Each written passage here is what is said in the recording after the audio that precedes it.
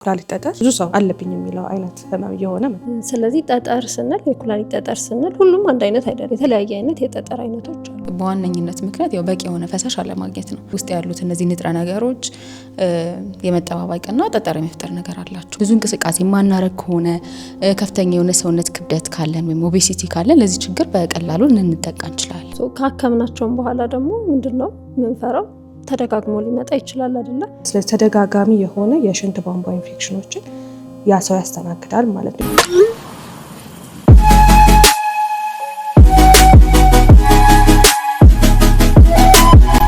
ሰላም ጤና ይስጥልን ውድ ተመልካቾቻችን፣ በዛሬው ፕሮግራማችን እንግዲህ ስለ ኩላሊት ጠጠር በሰፊው እናወራለን። ኩላሊት ጠጠር ምንድነው? በምን ይከሰታል? እንዲሁም ደግሞ ካልታከመ ምን አይነት ችግሮች ሊፈጠሩ ይችላሉ? እንዲሁም ደግሞ ምን አይነት የሕክምና አማራጮች አሉት የሚሉትን ሰፋ አድርገን እንወያያለን። የዘመናዊ ሕክምናን ከባህላዊ አስተምሮና ከማህበረሰብ ጤና አንጻር የምንቃኝበት እነኛ ፖድካስታችን ነው። እስከ ፕሮግራማችን ፍጻሜ ድረስ አብራችሁን ቆዩ። ስለዚህ ቲጁ እንዳልሽው አሁን የኩላሊት ጠጠር ብዙ ሰው አለብኝ የሚለው አይነት ህመም እየሆነ መጥቷል አይደል? መቼም እንደዚህ አይነት ህመሞችን ብዙ ሰው እያለን እያወራናቸው ነው ሰሞኑን አይደል? ግን ምልክቶቹ እንደዛ ስለሆኑ ነው ሰሞኑን ብዙ ጊዜ ሰዎች አለብኝ ከሚላቸው ህመሞች ውስጥ አንዱ ሆኗልና እንደውም በዚህ ላይ ተመስርተን ራሱ ምንድነው የታሸገ ውሃ የኩላሊት ጠጠር ያመጣሉ ብለን ከዚህ በፊት ራሱ ፕሮግራም ሰርተናል። ሰዎች ከዛ ነው የሚመጣው የሚለውንም አመለካከት ስለነበራቸው ማለት ነው። ስለዚህ የኩላሊት ጠጠር ግን ምንድነው ምናምን የሚለውን ከማየታችን በፊት መጀመሪያ ኩላሊት ምንድነው ስራዋ? ኩላሊት በጣም ከምታስፈልገን ኦርጋን ወይም ደግሞ የሰውነት አካላችን ውስጥ በጣም ትልቁን ቦታ የምትይዘው እሷ ነች አይደለ? ምክንያቱም የሰውነትን የውሃ የማጣራት የማያስፈልጉ ቆሻሻዎችን የማስወገድ ኤሌክትሮላይት የምንላቸው ለሰውነታችን ለልባችን፣ ለጡንቻችን፣ ለተለያየ አካላችን የሚያስፈልጉትን የእነሱን ባላንስ የመጠበቅ ስራዎችን እና የአሲድ ቤዝ ባላንስ የምንለውን የመጠበቅ ስራዎችን የሚሰራው እንግዲህ ኩላሊት ነች አይደለ? ከዛም በተጨማሪ ደግሞ ሌላም የቀይ የደም ህዋሳት እንዲመረቱ ስራዎችን የምትሰራ ነች ማለት ነው። ስለዚህ ኩላሊት ብዙ ስራ ነው ያላት ማለት ነው። ስለዚህ ምን ይሆናል ግን አንዳንዴ እነዚህ ስራዎች ይዛነፋሉ። ለምሳሌ እነዚህ ስራዎች ሲዛነፉ ኩላሊት ጠጠር የመፈጠር እድሉ ከፍ ሊል ይችላል። ለምሳሌ የምንወስደው ውሃ እየቀነሰ ቢሄድ፣ ከውጭ የምንወስደው ውሃ እየቀነሰ ብንሄድ ውስጣችን ያሉት ጠጣር ነገሮች ኤሌክትሮላይት ሊሆኑ ይችላሉ። ሌሎቹ ምን መሆን ይጀምራሉ? እርስ በርሳቸው መጣበቅ ይጀምራሉ ማለት ነው። ስለዚህ የተጣበቁ የሄዱ ቁጥር አሸዋ የሚመሳስሉ ክሪስታል የምንላቸውን ነገሮች መፍጠር ይጀምራሉ። ከዛ ወደ ጠጠር ሊቀየር ይችላል ማለት ነው። ወይም ደግሞ የምንበላው ምግባችን ውስጥ ጠጣር ነገሮች የሚበዙ ከሆነ ለምሳሌ ዩሪክ አሲድ የበዛበት ምግብ የምናዘወትር ከሆነ ከዚህ ውስጣችን ካለው ፈሳሽ የበለጠ ያኛው ይጨምራል ማለት ነው። እና ያ በሚሆንበት ሰዓት ከዩሪክ አሲድ የተሰሩ ጠጠሮች ሊፈጠሩ ይችላሉ፣ በኩላሊት በኩል ተጣርተው ስለሚወጡ ማለት ነው። ስለዚህ ዞሮ ዞሮ የመዛባት ነገሮችን የሚፈጥሩ ነገሮች የኩላሊት ጠጠርን ያመጣሉ ማለት ነው። ስለዚህ ጠጠር ስንል የኩላሊት ጠጠር ስንል ሁሉም አንድ አይነት አይደለም። የተለያየ አይነት የጠጠር አይነቶች አሉ። በአብዛኛው ግን ካልሽየም ጋር የተገናኙ ናቸው። ከ70 እስከ 80% የሚሆነው ከካልሽየም ጋር የተገናኙ የጠጠር አይነቶች ናቸው።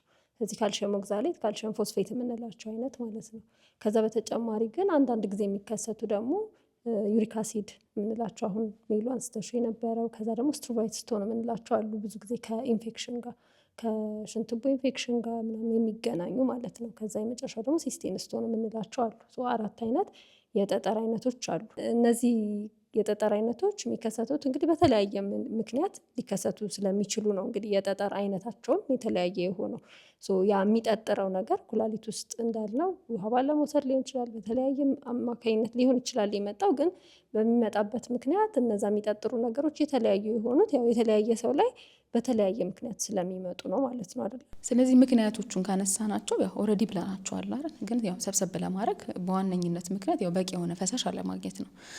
እንግዲህ ያው ቅድም ሜሉ እንዳልሽን ፈሳሽ ሳይኖር ሲቀር ውስጥ ያሉት እነዚህ ንጥረ ነገሮች የመጠባበቅና ጠጠር የመፍጠር ነገር አላቸው ማለት ነው።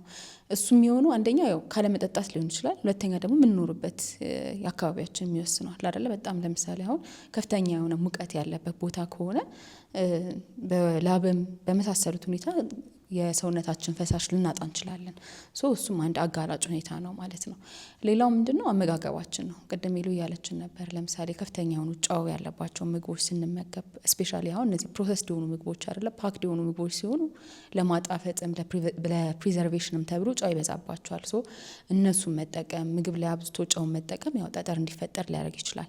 ተጨማሪ ደግሞ ከፍተኛ የሆነ የእንስሳት ተዋጽኦችን ስፔሻሊ ስጋ ዴይሊ በየቀኑ የሚመገቡ ሰዎች አሉ። እሱም የራሱ የሆነ እንትን አለው ጠጠር እንዲፈጠር ያደርጋል ማለት ነው። ልክ እንደዛው ቅድም ብሩኪ እያልሽን ነበር የተለያዩ አይነት የጠጠር አይነቶች አሉ። ለእነሱ የሚያመጡ የተለያዩ ምግቦች አሉ። ለምሳሌ ስፒናች የሚባለው ጠጠር ሊያመጣ ይችላል። ዴይሊም ከወሰድነው ቸኮሌትም እንደዛው ማለት ነው። ግን እንደ አይነቱ ይለያያል ማለት ነው። ሌላው እንደ ምክንያት የምንወስደው የቤተሰብ ታሪክ ነው። እንግዲህ አንዳንድ ሰዎች ላይ በቤተሰብ ታሪክ ይሄ ነገር ለምሳሌ እናትም አባትም ላይ ካለ ልጆች ላይ የመፈጠር ችግር አለ። ቅድም እያልሽን ነበረ ብሩኪ ሲስቲን የሚባል ጠጠር ሊፈጠር ይችላል። እሱ የሚሆነው ደግሞ ምንድነው በቤተሰብ ታሪክ ለምሳሌ ይህንን ንጥረ ነገር በጣም በከፍተኛ ሁኔታ ከሰውነታቸው የሚያስወጡ ቤተሰቦች ሊኖሩ ይችላሉ። እሱ ጠጠር እንዲፈጠር የዘረመል ያለባቸው ችግር ያለባቸው ሰዎች ስለሚኖሩ እሱም ይህን ነገር ሊያስከትል ይችላል። ሌላው የአኗኗር ዘይቤያችን ነው። ለምሳሌ ብዙ እንቅስቃሴ ማናረግ ከሆነ ከፍተኛ የሆነ ሰውነት ክብደት ካለን ወይም ኦቤሲቲ ካለን ለዚህ ችግር በቀላሉ ልንጠቃ እንችላለን ማለት ነው። ሌላው እንግዲህ ተያያዥ የሆነ የጤና እክል ካለብን ሜታቦሊክ አብኖርማሊቲዎች ካለብን ለምሳሌ ከፍተኛ የሆነ ካልሽየም ሰውነታችን የሚያስወግድ ሊሆን ይችላል። ኦግዛሌት የሚባሉትን ብቻ የተለያዩ ኬሚካሎችን ሰውነታችን ቶሎ ቶሎ የማስወገድና ኩላሊትና የኩላሊት ስትራክቸሮች ላይ እንዲጠራቀሙ የሚያደርግ የጤና እክል ካለብን እሱም በቀላሉ ችግሩ እንዲፈጠር ሊያደርግ ይችላል ማለት ነው። ሌላው እንግዲህ የምንወስዳቸው መድኃኒቶች ናቸው። እንግዲህ ሽንት እንዲያሸኑን ብለን ከምንወስዳቸው መድኃኒቶች ጋር ጀምሮ አንቲአሲድ የምንላቸው ለጨጓራ የምንወስዳቸው መድኃኒቶች የተለያዩ ካልሽየም ሰፕሊመንት አይደለ አሁን ላይ ስፔሻሊ እንደውም ላስት ታይም ዶክተር እያወራ ነበረ ዶክተር ሰገነት አይደለ ቫይታሚን ዲን በጣም ከፍተኛ የሆነ ኮንሰፕሽን አሁን እየተባለ ተለምዷል። ቫይታሚን ዲ ብዙ ሰው የለውም አነስተኛ ቫይታሚን ዲ ያለው በሚል እሳቤ ከፍተኛ የሆነ ቫይታሚን ዲ መውሰድን ካልሽየምንም እንደዛው ያለ ትእዛዝ መውሰድ እንግዲህ ከፍተኛ የሆነ የካልሽየም ጠጠር እንዲፈጠር ሊያደርግ ይችላል ማለት ነው። እነዚህ አጋላጭ ሁኔታዎች ናቸው ማለት ነው። ሌላው ደግሞ የሽንት ትቦ ኢንፌክሽን ቅድም ብሩኪ እያለችን ነበር። አብሶ ይሄ ቶሎ ቶሎ የሚነሳ የሽንት ትቦ ኢንፌክሽን ሆኖ የማይታከም ከሆነ እሱም ጠጠር እንዲፈጠር ያደርጋል። እንደውም የእሱ የሚያስጠላው ደግሞ ምንድነው ሁለቱንም የኩላሊት ክፍል ሊያጠቃ ይችላል። ከዛ ደግሞ ኩላሊትን የመዝጋት ተለቅ ያለ እንትን ነው ጠጠር ነው የሚፈጥረው እንደ ሌሎቹ ትናንሽ አይደለምና ኩላሊትን የመዝጋትና ወደፊት ደግሞ ኩላሊት ፌል እንድታረግ የማድረግ ሁላ ቻንስ ይኖረዋልና የሽንት ኢንፌክሽን ሲኖር እንግዲህ ያው ወደ ሕክምና ቦታ ሄደን መታከሙ የሚጠቅመን ለዛ ነው። ለምን ሕክምናው ቀላል ነው። ወደ እንደዚህ አይነት ኮምፕሊኬሽንም ላይመጣ ይችላል ማለት ነው። የኩላሊት ጠጠር ያለበት ሰው በምን አይነት ምልክት ሊመጣ ይችላል ወይም ደግሞ ምን አይነት ምልክቶችን ሊያሳይ ይችላል የሚለውን ስናይ አብዛኛው ጊዜ ምንም አይነት ምልክት ላይኖረው ይችላል። ምንም አይነት ምልክቶችን ሳያሳይ በአጋጣሚ አልትራሳውንድ ሲታይ ወይም ለሌላ ህመም ሲታከም ሊሆን ይችላል ጠጠር አሉ ትንሽ ጠጠሮች አሉ ተብሎ ሊነገረው ይችላል። ግን ደግሞ ቲፒካል የምንላቸው የኩላሊት ጠጠር ያለባቸው ሰዎች የሚመጡባቸው ህመሞች ደግሞ አሉ። በተለይ ይሄ ግራ ወይ ቀኝ ጎን ላይ በጣም ከባድ የሆነ ህመም ሊሆን ይችላል። ህመሙ ሄደት መጣ ሚል ሊሆን ይችላል። ወይም ደግሞ በጣም እረፍት የሚነሳ አይነት እንደውም የኩላሊት ጠጠር ህመም ያለበት ሰው የሚታወቀው በጣም እረፍት ሲነሳው ነው። መቀመጥ አይችልም፣ መቆም አይችልም፣ መንቀሳቀስ አይችልም። ሁሉም ቦታ ህመም ነው የሚኖረው ማለት ነው። እና ስለዚህ ሬስትለስ የምንለው ወይም እረፍት የሚያሳጣ አይነት ህመሞችን ይዞ ሊመጣ ይችላል ማለት ነው። ከሱ ጋር ተያይዞ አንድ ላይ ማቅለሽለሽ ሊኖረው ይችላል፣ ወደ ላይ ማለት ሊኖረው ይችላል። ከዛ ደግሞ ከሽንት ጋር ተያይዞ ደግሞ ሽንት ላይ ደም ሊቀላቅል ይችላል። ወይም ደግሞ ሽንት ሲሸና በጣም ከባድ የሆነ ህመም ሊያጋጥመው ይችላል። ስለዚህ እነዚህን ምልክቶችን ይዘው ሊመጡ ይችላሉ ማለት ነው። ስለዚህ ህመሙ ይሄ ሊሆን ይችላል። ህመሙ አንዳንዴ እዚህ እንዳልነው ወደ ጎናችን ላይ ብቻ ሳይሆን ወደ ጀርባም ሊሄድ ይችላል። የወገብ ህመም አይነት ሊመስልም ይችላል።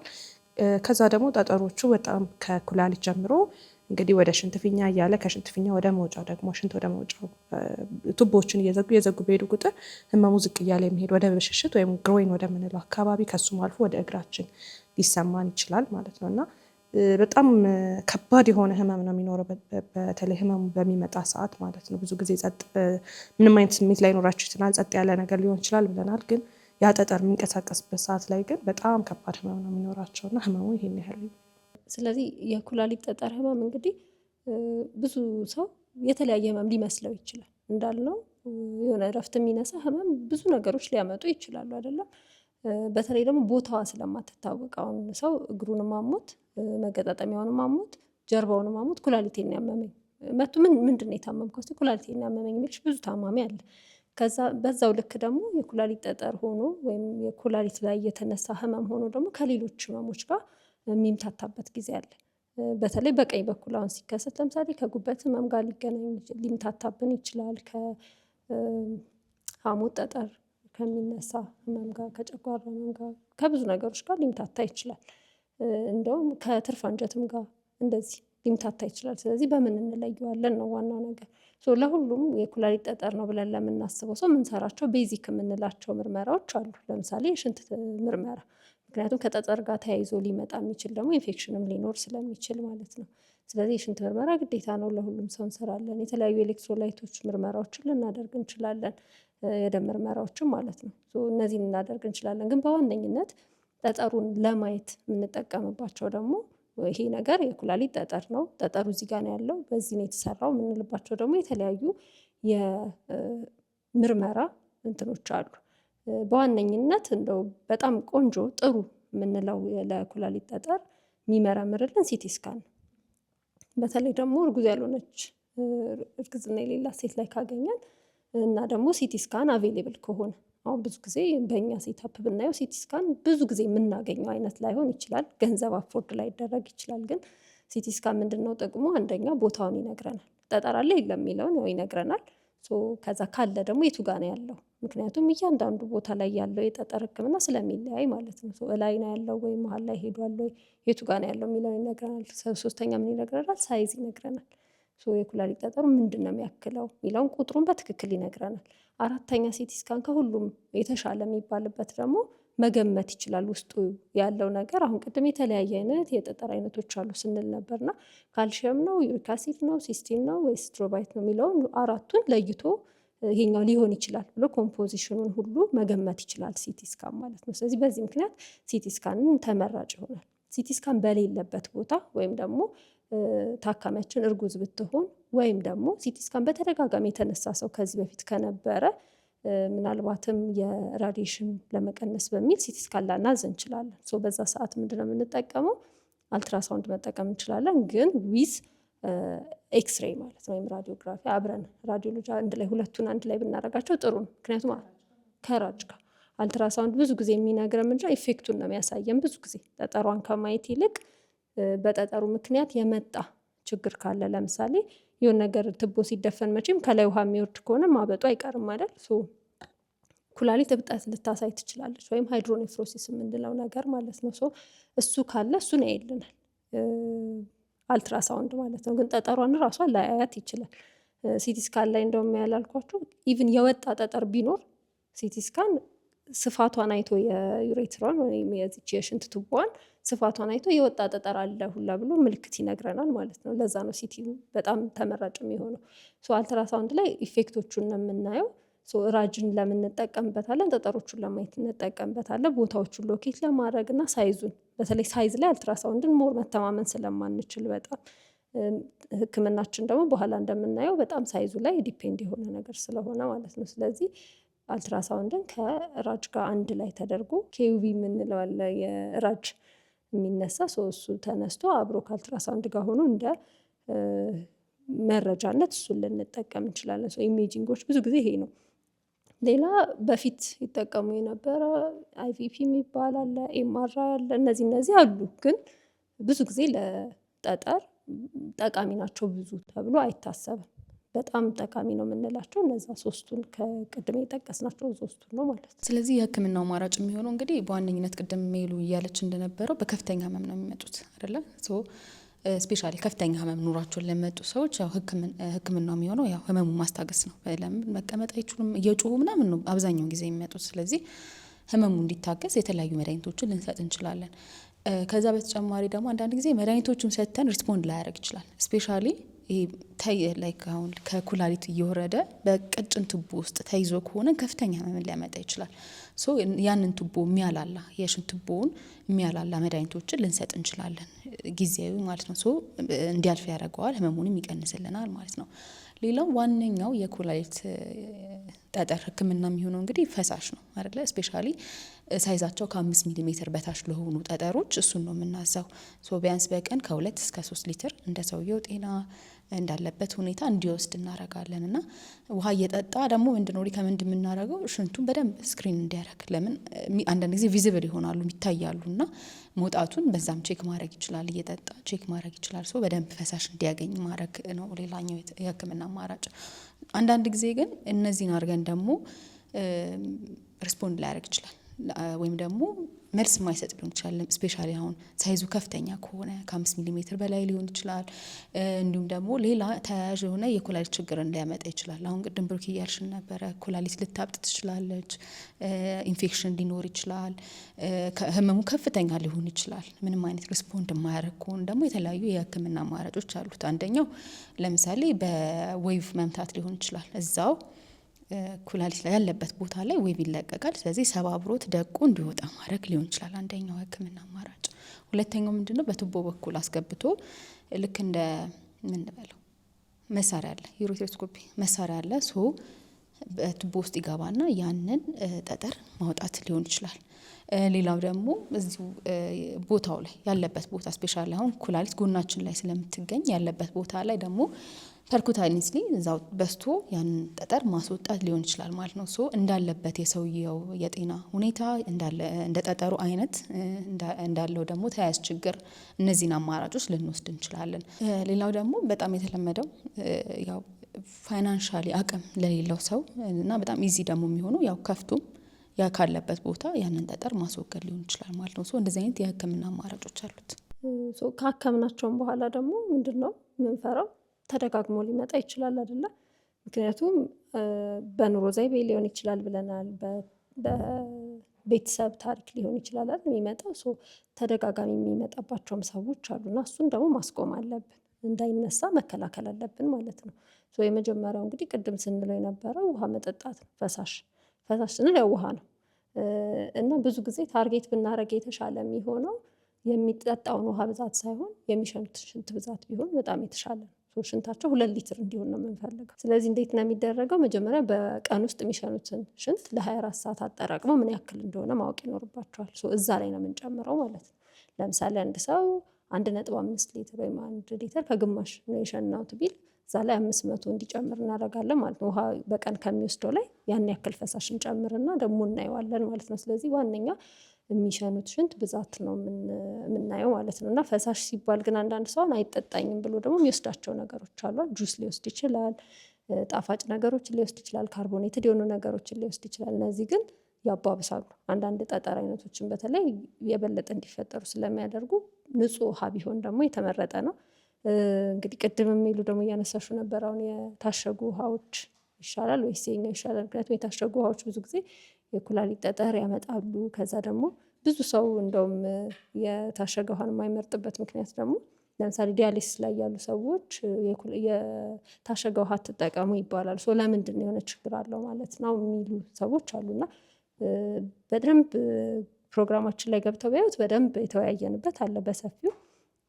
ግን እንደተባለው ለኩላሊት ጠጠር ላለበት ሰው የታሸጉ ውሃዎችን አንመክርም፣ ኮንቴንታቸው ምን ያክል እንደሆነ ስለማናውቅ ማለት ነው። ስለዚህ እሱን የውሃውን መጠን ደግሞ አይተው እንዲወስዱ ነው የምንመክረው። የመጀመሪያው ውሃ ነው። ሁለተኛው ጨው ነው። ስለዚህ ጨው መቀነስ ይኖርባቸዋል። ሶዲየም ነው ጨው ሶዲየም ነው ኮንቴንቱ። ሶዲየም በዛ ማለት ደግሞ በሽንት በኩል የሚወጣውን ካልሽየም ስለሚያበዛብን ካልሽየም እንዲበዛ አንፈልግም።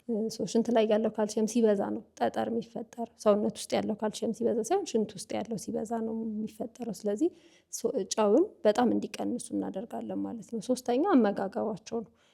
አትክልት፣ ፍራፍሬ በደንብ እንዲመገቡ። እነዚህ ምግቦች የሚወጣውን የካልሽየም የኦክዛሌት መጠን ስለሚቀንሱልን የበለጠ እነሱን እንዲመገቡ፣ የእንስሳ ተዋጽኦችን ደግሞ በተወሰነ መልክ እንዲቀንሱ፣ እንዲያቆሙ ሳይሆን እንዲቀንሱ እናደርጋለን። ሌላ ካልሽየም የያዙ ምግቦች እንዲመገቡ ነው የምናደርገው።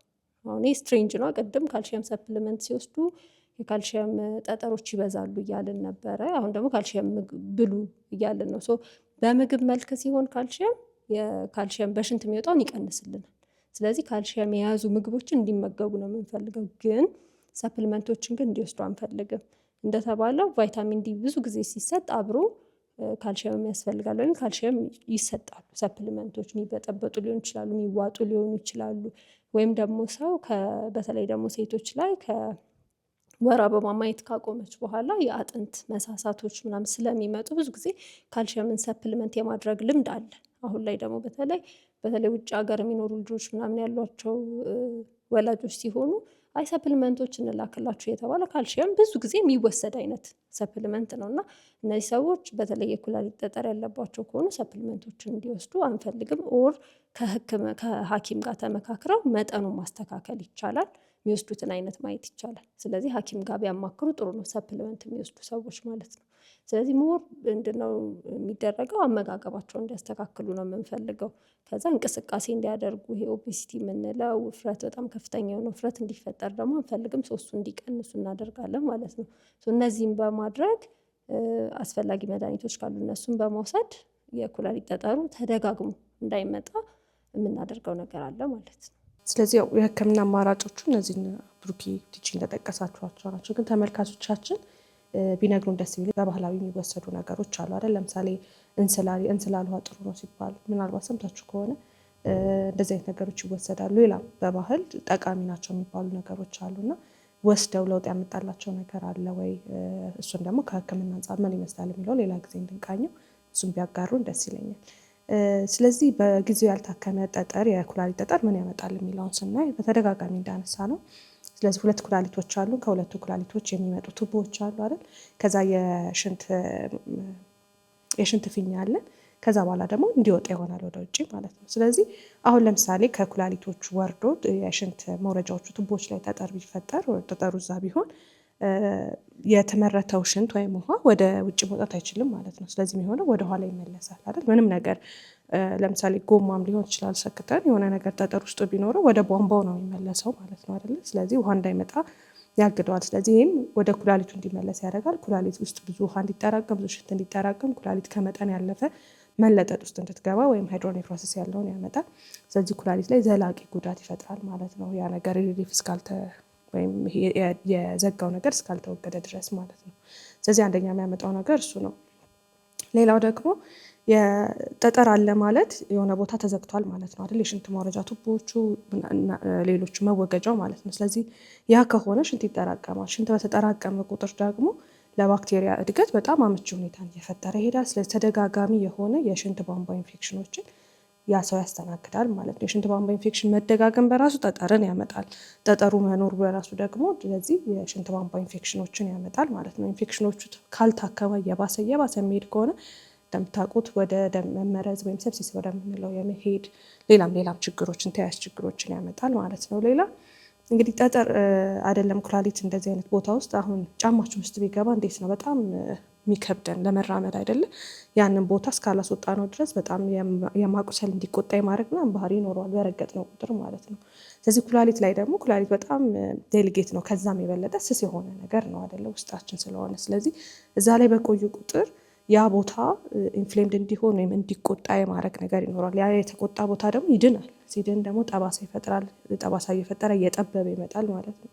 ስለዚህ ተደጋጋሚ የሆነ ነገር የሽንት ቧንቧዎችን እንዲጠቡ የማድረግ እንዲቆጡ የማድረግ ተደጋጋሚ የሆነ ጠባሳ እንዲፈጠር የማድረግም ባህሪ ይኖረዋል ማለት ነው። ስለዚህ በጊዜ መታከም አለበት። ያልታከሙ ጠጠሮች እነዚህ እና የመሳሰሉትን ጉዳቶች ያመጣሉ ማለት ነው።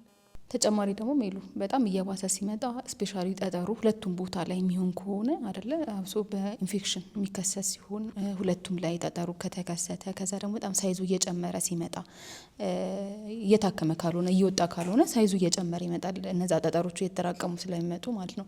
የዛን ጊዜ ደግሞ በጣም ወደ ከፍተኛ የሆነ የኩላሊት ችግር ኩላሊት ፌል እንድታረግ ስራ እንድታቆም የማድረግ ነገር ይፈጠራል። እና አስቡት እንግዲህ በጣም በቀላሉ በሚታከም ችግር ኩላሊታችን ፌል አድርጎ ለዲያሊሲስ ለንቅለ ተከላ ልንጋለጥ እንችላለን ማለት ነው። እና ይሄ ቀላል አድርገን ማየት ያለብን ነገር አይደለም። ይሄ ኢዝሊ ማኔጅ የሚደረግ ነው። በቀላሉ መታከም የሚችል ነገር ስለሆነ በቀላሉ ለማከም ማኔጅ ለማድረግ መሞከርም ጥሩ አማራጭ ነው። የዛሬው ፕሮግራማችን እንግዲህ ይህን ይመስል ነበረ። ሰብስክራይብ፣ ኮሜንት፣ ላይክ፣ ሼር ማድረግ አትርሱ። በቀጣይ በተመሳሳይ ፕሮግራም እስከምንገናኝ ድረስ ቸር ሰንብቱ።